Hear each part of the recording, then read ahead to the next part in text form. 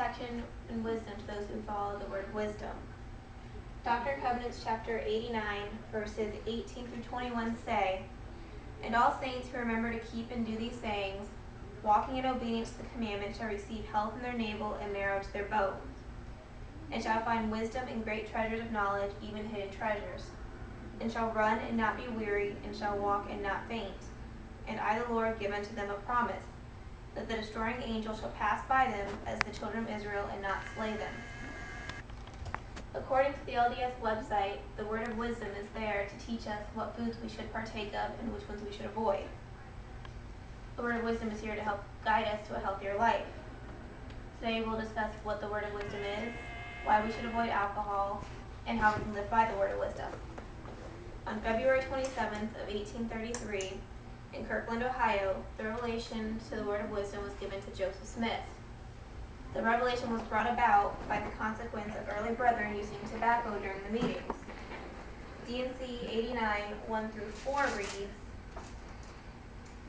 "A word of wisdom for the benefit of the council of high priests assembled in Kirkland and the church, and also the saints in Zion, to be sent greeting, not by commandment or constraint, but by revelation and the word of wisdom, showing forth order and will of God and temporal salvation of all saints in the last days.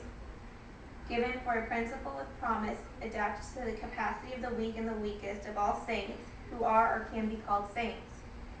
Behold, verily thus saith the Lord unto you, in consequence of evils and designs which do and will exist in the hearts of conspiring men in the last days, I have warned you and forewarned you by giving unto you this word of wisdom by revelation." Right here it's saying that he's warning us and giving us something to tell us what's going to be happening. The word of wisdom tells us that we should avoid things such as alcohol, tobacco, coffee, and teas with caffeine in them. And according to Doctrine and Covenants 89, verses 10 through 17, we should be eating fruits and vegetables with prudence and thanksgiving. We should be eating the flesh of beasts and the fowls of the air sparingly. And wheats and grains are to be considered the staff of life. The word of wisdom was originally given as a counsel or advice. By 1930, it became an official requirement to enter the temple or hold any office within the church. All of the health benefits that we've realized that come along with the word of wisdom weren't even realized till the 20th century. And studies have shown that those who do follow the word of wisdom can increase their life expectancy up to 7 years. The word of wisdom tells us that alcohol is detrimental to the body. Doctrine and Covenants, chapter 89, verses 5 through 7 read, "That inasmuch as any man drinketh wine or strong drink among you, behold, it is not good, neither meet in the sight of your Father, only in assembling yourselves together to offer up your sacraments before him. And behold, this should be wine, yea, pure wine of the grape of the vine of your own make. And again, strong drinks are not for the belly, but for the washing of your bodies." When I read that, I think about when we get scrapes or cuts on our bodies and we use alcohol to clean them and how much it burns. Well, if you think about that, think about what it's doing when it's entering your body. We also think about alcohol, you also think about problems that come along with it, such as addiction, and how hard that can be to overcome, especially alone.